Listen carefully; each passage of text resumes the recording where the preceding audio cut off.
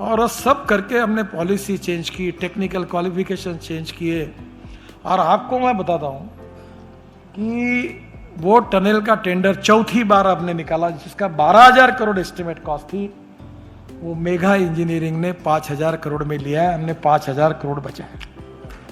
और आज ही नीति आयोग के मीटिंग में लद्दाख लेह के गवर्नर जो थे, उन्होंने बताया प्रधानमंत्री जी को कि इतना फास्ट काम हो रहा है, हम उम्मीद ही नहीं कर सकते हैं। अभी मेरा कल्पना है कि वो मनाली से एक टनल बनी, अटल टनल, तो रोहतांग पास पर जाते हैं तो 3.5 घंटे लगे, और वहां से नीचे उतर के मैं टनल से आया तो 9 मिनट में आया।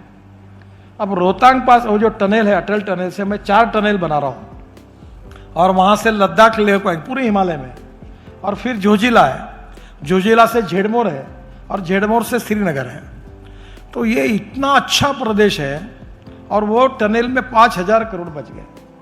तो आज to save money is to earn money, to cost of construction को कम करना without compromise with quality of construction, और मटेरियल के भी करो। ये स्टील और सीमेंट वालों ने मोनोपोली की, बहुत गालियां खाई है मेरी इन्होंने, क्योंकि कार्टेल कर लेते हैं।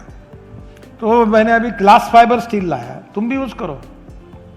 ग्लास फाइबर स्टील जो है वो सस्ता है क्योंकि लाइट है। 1 टन स्टील का जो वजन है, उसके ग्लास फाइबर स्टील का वजन 350-400 किलो है, और उसकी स्ट्रेंथ इससे ज्यादा है। तो आप धीरे धीरे अल्टरनेटिव मटेरियल रखो तो सब मटेरियल सप्लाई वाले जमीन पर रहेंगे, नहीं तो मोनोपोली हो जाएगी, तो बढ़ाते जाएंगे तो आपको प्रॉब्लम आएगा। तो सीमेंट का भी अल्टरनेटिव ढूंढो, वो भी मैंने ढूंढे हैं। और इसलिए मैं आपको कहता हूं, मैं अभी वो मलेशियन इंजीनियर को पूछ रहा था कि ये जो बीम और पियर होता है, इसमें स्टील अगर नहीं डाला, इसमें कंक्रीट में अगर स्टील फाइबर डाला और उसके साथ उसका कास्टिंग किया तो क्या होगा?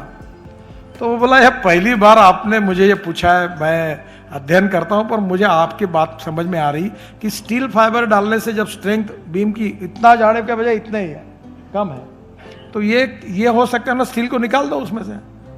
और ये जो स्टील फाइबर है, उसमें जो पुराने टायर जो थे वो इंपोर्ट नहीं हो रहे थे, तो मैंने स्टील फाइबर के लिए पुराने टायर को, मैं ऑटोमोबाइल का मंत्री हूँ, तो मैंने एनवायरमेंट वालों को इसको इंपोर्ट करो। तो अभी प्लास्टिक 10% और रबर पाउडर 10% बिटुमिन में डाल रहे हैं, क्योंकि वेस्ट टू वेल्थ यही है।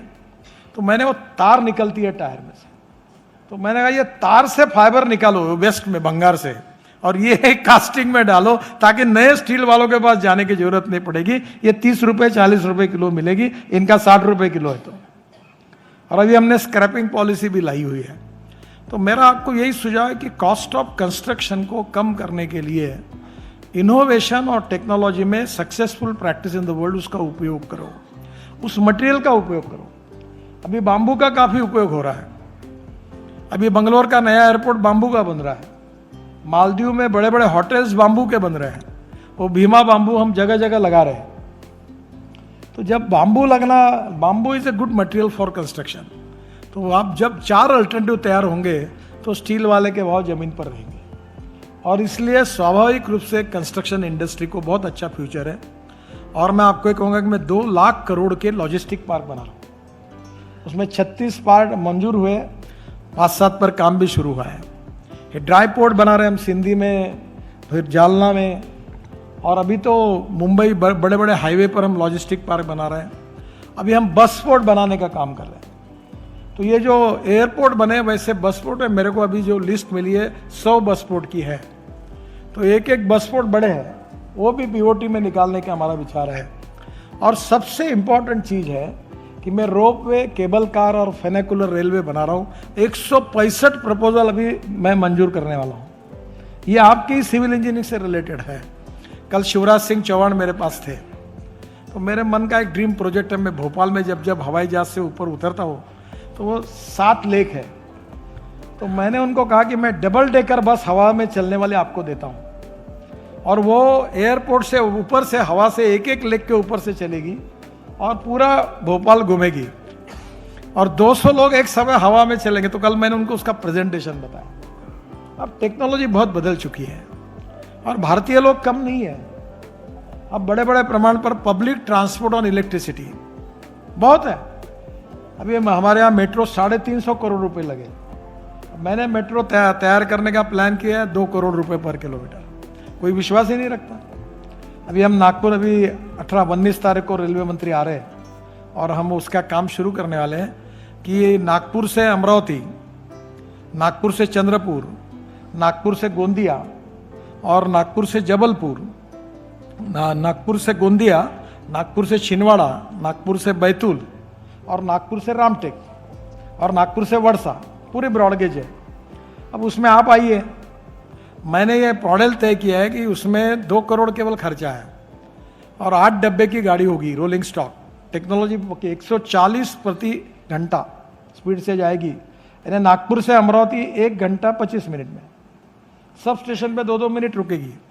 वो डीसी मोटर से उसमें, वो गाड़ी भी देख के आया मैं, और एयर कंडीशन है, हवाई जहाज जैसी व्यवस्था है और एसटी के बराबर टिकट रखना है और उसमें बिजनेस क्लास एयरपोर्ट विमान में जैसा होता वैसा है, पूरा डिजाइन फाइनल हुआ है और गाड़ी 140 किलोमीटर प्रति घंटा के स्पीड से जाएगी। अब मैं बोल रहा हूँ कि रेलवे को कहा तो मुझे मंत्री जी बोले कि मैं रेलवे देता हूँ। मतलब तुम क्यों खर्चा करते हो? जैसे Prakash travel, Prasanna travel, Ashok travel, तो मैंने सबको कहा 36 करोड़ 38 करोड़ की निगोशिएट करके 30 करोड़ पर लाई है और 2-3 करोड़ कम करेंगे। और वो एक जन एक खड़ी कर लो गाड़ी, उसमें एक डब्बा जो होगा, सब गाड़ी एयर कंडीशन है और उसमें मालगाड़ी का एक डब्बा, 2 सामने माल के लिए, फ्रूट वेजिटेबल और फार्मेसी के लिए। और अभी 100 मेट्रो चाहिए और आपको जो टिकट है वो पूरा ऑटोमेटिक है, कहीं आपको टिकट देने की जरूरत नहीं। और जो माल है वो आपको किराया मिलेगा, उसके भी एजेंट होंगे और उसका पर किलोमीटर केवल रेलवे को चार्ज देना है और वो भी बहुत कम किया है। रेलवे मंत्री जी को मैंने रिक्वेस्ट की है, अच्छा आया रहा, 3 साल में पैसे निकल जाएंगे। तो अलग अलग प्रकार के अभी ये रोप वे, केबल कार, फेनाकुलर रेलवे, बहुत सी योजनाएं हैं। अभी माहौर में हमारे यहाँ मराठे साहब थे, पीडब्ल्यूडी के सेक्रेटरी, बहुत अच्छे अधिकारी है। तो अभी माहौर का मैं भूमि पूजन करने जा रहा हूँ, तो मैं सोच रहा था रोप वे बनाऊंगा। तो उन्होंने मुझे आके कहा कि तो सब मैं रोप वे क्यों सस्ते में बनेगा, मतलब कैसा? तो बोले 10 लोगों की लिफ्ट लगाओ इस साहब, फिर थोड़ा पैदल जाके फिर दूसरी लगाओ तो मंदिर में जाओ, तो लिफ्ट से ही काम होगा, तो रोप वे क्यों करते हो? तो अभी उसका भूमि पूजन करने के लिए मैं जाने वाला हूँ। तो इतनी इनोवेटिव आइडियाज़ है अभी इंफ्रास्ट्रक्चर में। अभी टूरिज्म मिनिस्ट्री मेरे पास आए थे, मैंने उनको टूरिज्म में पब्लिक प्राइवेट इन्वेस्टमेंट का पॉलिसी बना के दी है। वो मेरे तो 50,000 करोड़ के कम से कम प्रोजेक्ट निकलेंगे, इतने इकोनॉमिकली वायबल है, इंटरनल रेट ऑफ रिटर्न अच्छा है। तो आने वाले समय में डाइवर्सिफिकेशन इन कंस्ट्रक्शन बहुत ज़रूरी है। आप अगर एक ही काम अनेक सालों तक करेंगे तो सैचुरेशन आने वाला है। बहुत खुशी है मुझे कि मुरली जी का आपने सत्कार किया, क्योंकि उनकी जनरेशन में उन्होंने बहुत अच्छा काम किया। अठौले जी को भी मैं शुभकामनाएं देता हूँ, वो वाइस प्रेसिडेंट बन गए। मेरा सत्कार क्यों किया? क्योंकि मैं सत्कार के कोई कार्यक्रम में जाता नहीं। अगर मुझे ये मालूम होता तो मैं नहीं बोल देता, क्योंकि मैं सत्कार के कार्यक्रम में नहीं जाता, किसी के गले में हार नहीं डालता। अभी तक मेरा बिल नहीं है 100 रुपये का। एक बार अटल बिहारी वाजपेयी और लता मंगेशकर के लिए मैंने हार खरीदी किया था और मैं अपना कटआउट नहीं लगाता, अपने पैसे से नहीं लगाता। मुझे बहुत लोग बोलते मेरा नाम कटआउट में फोटो नहीं है। अरे मतलब तेरा फोटो इसलिए नहीं कि तेरा फोटो लगा के कोई फायदा नहीं हो रहा इसलिए नहीं लगाता। जिस दिन लोगों को लगता है इनका फोटो लगाने से फायदा है तो लगा देते हैं, मतलब आप चिंता क्यों करते? तो मुझे आपने सत्कार किया, मैं नागपुर का ही हूँ और इसलिए आपकी शुभकामनाएं और शुभेच्छाएं हैं। और बल्कि मैं इंजीनियर नहीं होने के बाद भी मुझे काफ़ी काम करने का मौका मिला और अभी भी हर साल 5 लाख करोड़ के काम है। मेरे पास पैसे की कमी नहीं है कोई। आपको मैं बता दूँ, आप हमारे यहाँ काम करिए, ये महाराष्ट्र सरकार में बहुत तकलीफ है, हमारे यहाँ नहीं है। हमारे यहाँ दूसरा ठेकेदार को हमारे यहाँ घर आने की जरूरत भी नहीं है। बाकी जगह वो अभी आप बोल रहे थे ना भाषण में, काउंसिल तैयार करो, तो मैंने अजय को और सुनील को कहा और लिफाफा मांगने वाला नया तैयार हो जाएगा। पहले तो तुम त्रस्त हो। अच्छा, तुम्हारे में बोलने की हिम्मत ही नहीं है, क्योंकि बोलोगे तो काम नहीं मिलेगा। चुपचाप सब गांधीवादी हो आप। क्योंकि नोटा दिए बिना काम नहीं होता कोई, तुम्हारी भी आदत बराबर है। तो अभी ज़्यादा रिस्ट्रिक्शन वाले एजेंसियां मत बढ़ाओ, उल्टा कम करो। मैंने अभी निर्णय किया कि एक फाइल 16 जगह जा रही थी, तो पीएम ने कहा यह 4 जगह जानी चाहिए। तो एनएचआई चेयरमैन को कहा तुम्हारी कितनी जगह जा रही? 9 जगह जा रही, 12 जगह जा रही। मैंने बोला ये क्यों कर रहे हो आप? बोले सर ये प्रोसीजर है। मतलब प्रोसीजर नहीं है, हर जगह जिसके पास फाइल जाती है वो बोलता माझं काय हड़ा म्हणले ये बंद करो। और अभी 4 ही जगह जाएगी। जितने लोग फाइल को जांच करते हैं उनसे कैसे क्लियर करना, उसका एक्सपर्टाइज आप जैसे लोगों के पास है, और किसके पास है तो मैंने कहा कि ये धंधा ही बंद करो, अब डिजिटल ट्रांजैक्शन करो ताकि ऑफिस में जाने की जरूरत ही नहीं पड़े। तो आने वाले समय में आपकी डिफिकल्टीज, तकलीफें मैं जानता हूँ। आज अर्बन इस पर भी नीति आयोग में चर्चा थी, और निश्चित रूप से नक्शा सैंक्शन करने के लिए आपको कॉरपोरेशन में क्या क्या करना पड़ता है इसके ऊपर बहुत किताबें लिखी जा सकती हैं। तो मुझे पता है आने वाले मेरे भी घर के नक्शे के लिए मेरे लड़के ने एक बार मुझे बोल दिया की माझ्या फंडात पडू नका, तुमचं नाव ही माझी अडचण आहे, आम्ही आमचं काम करून घेऊ, तुम्ही फोनही करू नका आणि कोणाला सांगूही नका तुम्ही सांगितलं तर आमची तकलीफ वाढते म्हणे।